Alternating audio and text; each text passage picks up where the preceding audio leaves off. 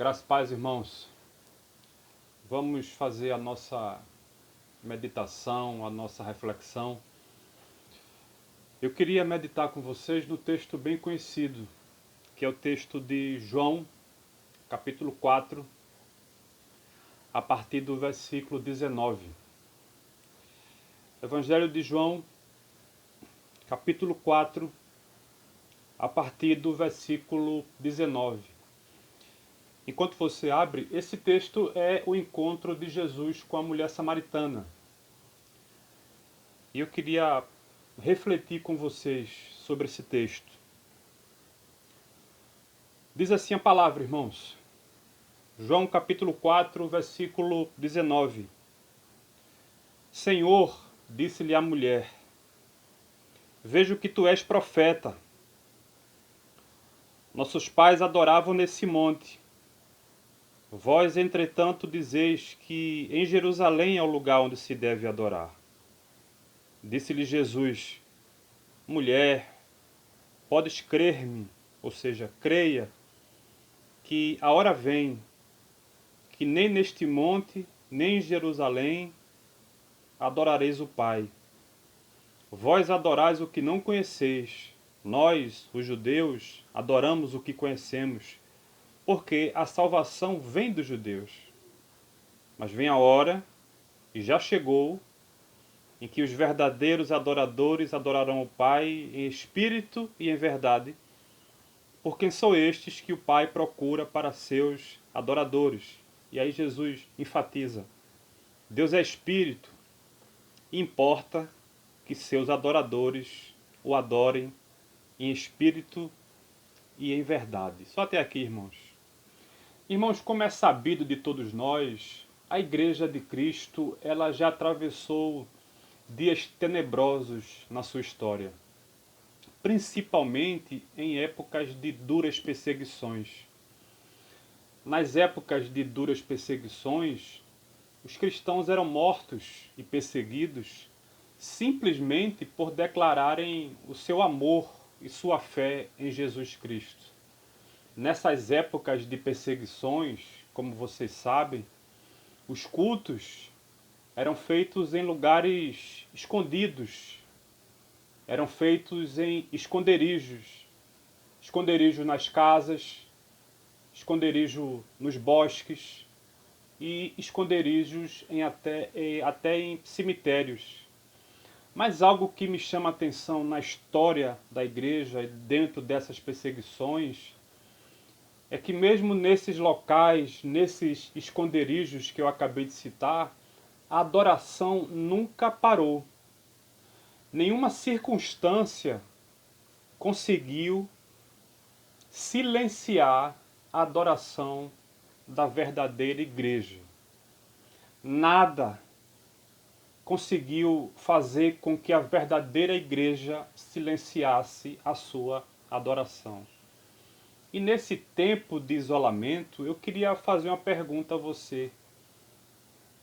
Como anda a sua adoração? Como anda a sua devoção? Como andam os seus momentos em família ou a sós com Deus? Como anda a sua adoração nesses dias? Eu estava conversando com um amigo e ele me disse o seguinte, Carlão, esse isolamento ele tem que acabar o quanto antes, porque as pessoas já estão cansadas de fazerem os seus cultos em casa. Fazer culto em casa chega um momento que os irmãos terminam se cansando, então é bom que esse isolamento termine logo. No momento eu não falei nada, fiquei quieto, a gente já estava no fim da conversa, ele se despediu de mim, paramos o nosso papo, e eu fiquei meditando sobre o que ele disse. Que o isolamento precisa acabar logo, porque os irmãos não estão acostumados a adorar em casa.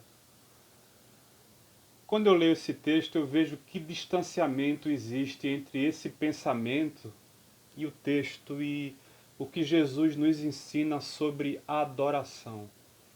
Eu queria lançar para você esse pensamento, essa reflexão inicial de como anda a sua adoração. Amigos, eu tenho certeza que os momentos difíceis que a igreja passa revela algo profundo do nosso coração. O que está em nosso coração é colocado para fora. E eu acho que quando o assunto é adoração, esse isolamento, Deus também está fazendo uma divisão entre os verdadeiros adoradores e aqueles que apenas frequentam ambientes religiosos. Eu queria meditar com vocês no texto que nós lemos. Esse texto é um texto clássico. É o texto do encontro de Jesus com a mulher samaritana. A gente está lendo aqui já quase a parte final do diálogo. O diálogo foi longo, mas nessa parte que nós lemos, a mulher tem algumas dúvidas, faz algumas perguntas a Cristo, alguns questionamentos a Jesus sobre a adoração, e na resposta que Jesus vai dar a ela, ele ensina a ela e, consequentemente, nos ensina também a essência da adoração. Qual é o cerne da adoração segundo Deus? O que é que pesa para Deus quando o assunto é adoração? Nesse texto eu queria destacar três coisas, três pontos rápidos, para que seja até prático, né? Vou tentar ser prático, para que você compreenda a essência da adoração. Primeiro ponto está no verso 20 e 21. Jesus vai enfatizar para aquela mulher que a adoração ela não está presa a um lugar. A adoração não está presa a um lugar. E isso está claro no verso 20 e verso 21. Veja o questionamento da mulher, a dúvida que ela tinha. Nossos pais, verso 20, nossos pais adoravam neste monte. Possivelmente ela estava apontando para o monte Gerizim. Vós, entretanto, dizeis que em Jerusalém é o lugar aonde se deve adorar. Ela era samaritana. Os samaritanos diziam que a adoração deveria ser feita no monte Gerizim. Os judeus, corretamente, biblicamente, afirmavam que o local para adoração era em Jerusalém. E eles estavam certos nisso. O próprio Jesus vai reconhecer que os judeus estavam certos e que ela estava errada. Os samaritanos estavam errados, porque Deus estabeleceu a sua casa, o seu templo, no Monte Sião, que ficava em Jerusalém. E os judeus, todo judeu, tinha que pelo menos 3 vezes no ano ir se dirigir até o templo. Havia um local da adoração, havia a casa de Deus no Velho Testamento. O templo de Deus era a casa de Deus, local da adoração, local dos sacrifícios. Então, os samaritanos estavam errados nisso. Mas veja que Jesus vai elevar o pensamento dela à essência da adoração. Queria chegar um novo sentimento para a adoração a partir da sua morte na cruz. E ele deixa isso claro no verso 21. Disse-lhe Jesus: mulher, podes crer-me, ou seja, creia, que a hora vem que nem neste monte, Gerizim, nem em Jerusalém adorareis o Pai. Quando Jesus diz que a hora vem, é que a partir da morte de Jesus, quando Jesus morresse na cruz, iria chegar a hora em que a adoração iria romper com os limites das montanhas e dos montes. Esse local físico, ele iria terminar, porque a adoração não iria mais estar presa a um local físico, porque Jesus iria alcançar pessoas do mundo inteiro. E as pessoas que fossem alcançadas no mundo inteiro, eles não iriam mais precisar se dirigir ao templo, porque o cumprimento da morte de Cristo iria fazer com que a igreja agora fosse o templo. Nós somos o templo. Esse templo físico do Velho Testamento, onde Deus habitava, era a representação da plenitude. Quando Cristo viesse, ele iria transformar a igreja, que somos nós, no templo do Espírito Santo. Então agora a igreja não precisa mais se deslocar a um local para que a adoração aconteça. A adoração não está presa mais a um local físico, templo, feito por mãos humanas. E é isso que Jesus enfatiza ao coração dela. Mulher, vai chegar o momento que o que vai valer para Deus não é mais o local, não é mais o templo feito por mãos humanas. Esse é o primeiro ponto. O segundo ponto que eu queria destacar com vocês é que Jesus vai ensinar para ela que a adoração tem a ver com a atitude do coração. A verdadeira adoração, enquanto ela estava preocupada com o local, Jesus diz a ela que a adoração tem a ver com a atitude do coração. Isso está na parte A do versículo 23, que eu queria que você acompanhasse comigo. Somente a parte A. Vem a hora, e já chegou, em que os verdadeiros adoradores adorarão o Pai em espírito. Adoração em espírito. Os judeus da época de Cristo tinham reduzido a adoração a meros ritos cerimoniais e externos. A adoração deles não era em espírito. Eles cumpriam rigorosamente tudo aquilo que a lei exigia sobre adoração, mas era apenas algo externo, não era algo interno que vinha do coração, que vinha da mente, que vinha do espírito, o nosso espírito, algo que vem do interior. Era apenas algo mecânico. Quando Jesus diz que a adoração ela é em espírito, Jesus deixa claro para aquela mulher que o que importa não é apenas o local da adoração, mas sim a atitude do coração e da mente. Quando Jesus fala adoração em espírito, irmãos, ele está falando do nosso interior, da nossa mente, do nosso coração, do nosso espírito, do nosso ser interior. Porque a gente pode estar adorando como os religiosos, apenas com atos externos, mas o coração está totalmente longe daquilo que nós estamos fazendo diante de Deus. Adoração é algo que surge em nosso interior. Isso é adoração em espírito e é isso que Deus enfatiza. Existe um texto de Davi no Salmo 51 que ele ilustra muito bem o que é a adoração em espírito. E eu vou citar para vocês, vou ler aqui, é o Salmo 51, do versículo 15 até o versículo 17. Davi ele diz assim, é o salmo de confissão dele. Abre, Senhor, os meus lábios. Veja que ele pede a Deus. Abre, Senhor, os meus lábios e a minha boca entoará louvor. Pois não desejas sacrifícios, senão eu te daria. Mas Deus exigia sacrifícios no Velho Testamento. Deus exigia que, quando um judeu pecasse, ele deveria levar um animal ao templo para que esse animal fosse sacrificado. E Davi diz que Deus não exige sacrifícios porque senão ele daria esses sacrifícios. Mas ele vai explicar a declaração dele quando ele diz assim na sequência: os sacrifícios para Deus são espírito quebrantado.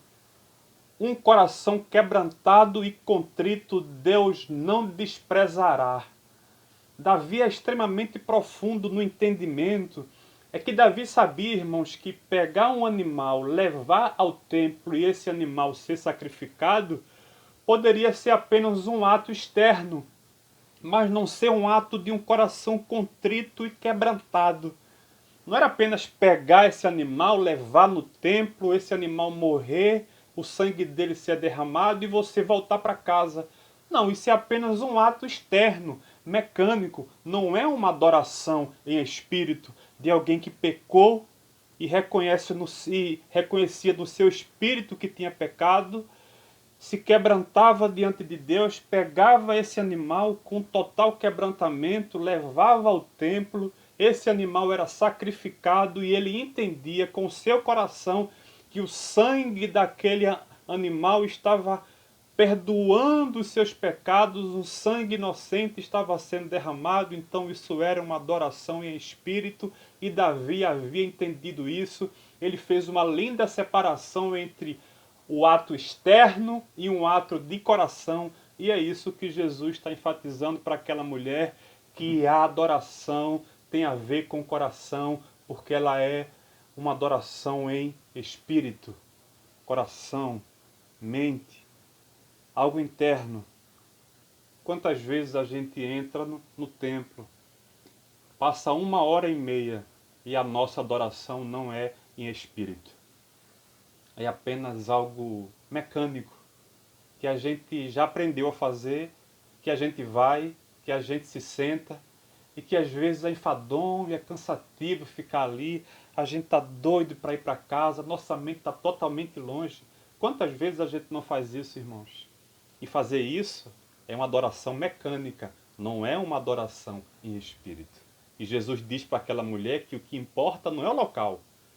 O que importa não é você ir apenas ao templo, mas ir com sentimento de coração interno do que tudo aquilo está significando para você. E eu discordo em número, gênero e grau daquele meu amigo que disse que o isolamento precisa acabar logo, porque as pessoas fazendo cultos em casa, elas se cansam, e no templo é mais fácil, porque tem uma liturgia, porque tem um louvor. É não, irmãos. É uma questão de coração. Quem se cansa em casa, se cansa no templo, porque a adoração tem a ver com o nosso interior. E eu provo isso pela própria palavra. Por exemplo, Paulo adorou no cárcere, preso com os pés e as mãos no tronco. Mas ele adorou. Daniel adorou onde era proibido adorar, na Babilônia. José adorou onde ninguém conhecia ele, no Egito. Jó adorou na perda, com muita dor no coração, sem compreender absolutamente nada, mas ele adorou, dizendo: o Senhor me deu, o Senhor tomou, bendito seja o nome do Senhor. Então você já entendeu que adoração não tem a ver com local. Segundo, adoração tem a ver com algo do interior, do coração. Isso é adoração em espírito, quando todo o meu ser está envolvido. Seja isso no templo, quando a gente faz um culto solene, e quando a gente faz o culto em casa, o coração está envolvido. Isso é uma adoração em espírito, quando a minha mente e o meu coração estão envolvidos nos atos que eu estou fazendo. Seja de cantar louvores, seja de orar, seja de proclamar a grandeza de Deus. Isso é adoração em espírito. E terceiro, Jesus vai dizer que a adoração também tem a ver com obediência. E é o finalzinho ainda do verso 23, eu vou ler. Eu vou ler o versículo todo, quando Jesus diz: vem a hora, e já chegou, em que os verdadeiros adoradores adorarão o Pai em espírito, que a gente já viu, e em verdade, porque são esses que o Pai procura para seus adoradores. A adoração ela tem a ver com obediência também, porque a adoração está presa à palavra de Deus. Verdade aqui é a palavra de Deus. Adoração em espírito, você já viu, nós já vimos, e adoração em verdade, porque a Bíblia, a revelação é que nos guia como adoradores. Primeiro, irmãos, a palavra é que nos guia na adoração em culto. Veja, em nenhum momento eu estou dizendo aqui que não é importante o culto e todo mundo junto. Não é isso, irmãos. O culto que eu faço em casa é extremamente bom, importante, edificante, mas estar junto com a igreja, todo mundo junto, em qualquer local, mas o culto em comunidade, o culto solene, ele é maravilhoso, porque eu estou com todos os meus irmãos adorando a Deus, todo mundo junto. E nesse culto solene, quando está todo mundo junto, o que nos guia é a palavra de Deus.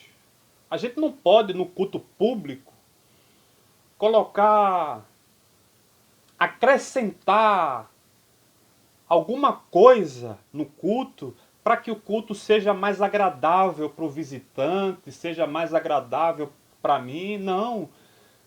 Todos os atos que nós fazemos do culto é de acordo com a verdade. O culto é para Deus, então é Ele quem diz o que nós devemos colocar no culto. Quais são os elementos do culto. A gente não pode acrescentar elementos no culto a Deus ao nosso bel prazer, porque o culto é em espírito e em verdade. A palavra de Deus é a verdade. É ela que nos guia. Os elementos que nós temos que colocar dentro do culto para adorar a Deus, é Ele quem diz, porque o culto é para Ele. Então, a nossa adoração é em verdade. E ela guia tanto o culto público, quando está todo mundo junto, e ela também guia a minha vida fora desse ambiente, todos os dias, em adoração, com a minha vida. Porque a gente para o culto público no domingo, mas o culto continua com as nossas vidas, porque nós somos guiados pela palavra de Deus e não adianta termos uma vida de total desobediência, de incredulidade, de infidelidade a semana toda e tentar produzir alguma coisa no domingo, porque isso para Deus não adianta, porque a adoração ela é em espírito e em verdade, ou seja, a Bíblia que nos guia. A palavra de Deus é o nosso guia. Nós somos guiados pela palavra todos os dias. E é isso que Paulo diz, quer comais, quer bebais, ou façais qualquer outra coisa, façam tudo para a glória de Deus. Então, irmãos, a gente já viu que a adoração não está presa a um local. A gente pode adorar em qualquer lugar. A gente já viu que a adoração tem a ver com o nosso interior, que é uma adoração em espírito, que envolve todo o nosso ser interior, não somente algo externo, mas algo para dentro, que vem de dentro de nós. E também a gente já viu no último ponto que a adoração ela é em verdade, pela palavra de Deus. A palavra de Deus é quem nos guia para tudo. E aí, irmãos, para concluir, Jesus ele vai enfatizar para essa mulher a essência da adoração. E ele diz isso no verso 24, enfatizando tudo que ele já havia dito, porque ele diz, Deus é espírito, e importa que seus adoradores o adorem em espírito e em verdade. A necessidade de uma adoração que envolva todo o nosso ser, mente e coração, está relacionada no próprio ser de Deus. Deus não é uma divindade de pedra ou de madeira. Se Deus fosse uma divindade de pedra ou de madeira, Ele não estaria preocupado com o nosso interior.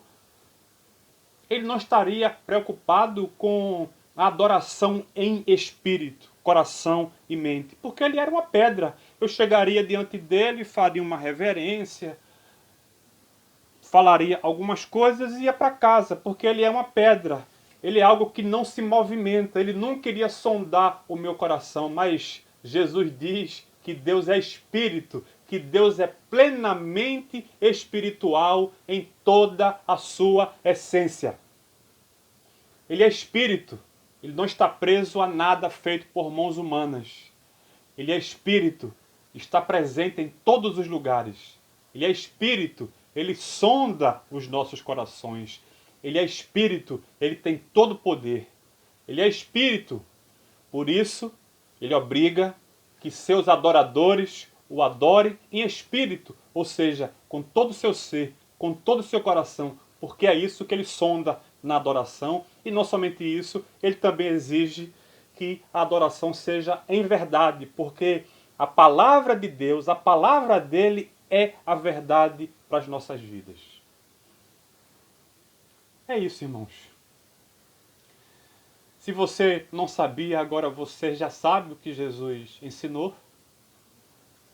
E que, independente do tempo que a gente passe, eu espero muito que no mês de junho a gente já esteja voltando às atividades, orando a Deus por isso. Mas ainda que não seja, a adoração permanece. No meu quarto, quando eu faço a minha adoração só, na minha sala, quando eu sento com Jaque e Alice e a gente faz o nosso culto, dia de quinta, para outras pessoas, segunda, terça, quarta, não sei, a gente faz aqui quinta e domingo. E esses são os dias que a gente para fazer as nossas adorações em família. E tem sido muito bom. E eu tenho ouvido muitos feedbacks dos irmãos, no particular, que as suas adorações, os seus cultos em casa têm sido muito bom. Ver os filhos lendo, orando, aprendendo a palavra, aprendendo desde pequenos que eles são adoradores. Ontem, para a gente finalizar, concluir, conversando com uma mãe, ela disse que a reflexão foi feita pelo filho. E o filho, na reflexão, começou a chorar, dizendo que estava com saudade da igreja. As crianças sentem falta de estarem juntos, de estar junto. Eu espero que você também esteja com essa saudade de estarmos juntos, adorando juntos. Mas enquanto esse dia não chega, a gente continua adorando em casa, porque a gente entende que a adoração tem a ver com o nosso interior. E aí a gente é grato a Deus por estar vivo, por estar respirando, porque Deus está cuidando de nós. Então motivos não falta para a gente adorar em espírito, com interior, com coração, com mente e em verdade, de acordo com a sua palavra. Que você seja um desses adoradores, pois são esses que agradam o coração de Deus com as suas adorações. Deus nos abençoe, Deus nos proteja e Deus diminua ou cesse a intensidade dessa epidemia, porque ela só vai cessar quando Deus disser acabou. A epidemia só vai acabar quando Deus disser acabou, terminou. Então vamos orar por isso, para que Deus, se tiver nos seus projetos que isso vá mais avante, que Ele seja misericordioso e diminua essa intensidade e diga acabou, para que a gente possa voltar a estar juntos e adorar todos juntos, em espírito e em verdade. Um grande abraço, Deus te abençoe, no nome de Jesus, amém.